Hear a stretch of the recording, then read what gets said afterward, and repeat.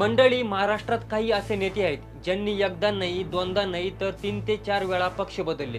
त्यामध्ये आहेत छगन भुजबळ. भुजबळांनी आपल्या राजकीय जीवनाची सुरुवात बाळासाहेब ठाकरेंच्या शिवसेना या राजकीय पक्षातून केली. शिवसेनेमध्ये असताना भुजबळ 1973 मध्ये मुंबई महापालिकेवर नगरसेवक म्हणून निवडून आले. त्यानंतर 1973 ते 1984 या काळात महापालिकेत विरोधी पक्षनेते बनले. दरम्यान 1991 मध्ये त्यांचे आणि शिवसेना प्रमुख बाळासाहेब ठाकरे यांच्याशी टोकाचे मतभेद झाल्याचं सांगण्यात येतं. आणि त्याच वर्षी त्यांनी सेनेला जय महाराष्ट्र करत भुजबळांनी काँग्रेसमध्ये प्रवेश केला.